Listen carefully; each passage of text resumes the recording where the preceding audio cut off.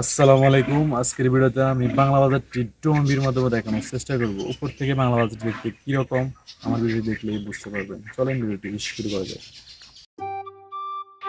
নোয়াখালী জেলার অন্তর্গত ব্যায়ামগঞ্জ উপজেলার ৩ নং জিতুলি ইউনিয়ন লক্ষ্মীপুর চৌমুহনী চৌরাস্তা মহাসড়কে অবস্থিত বাংলা বাজার।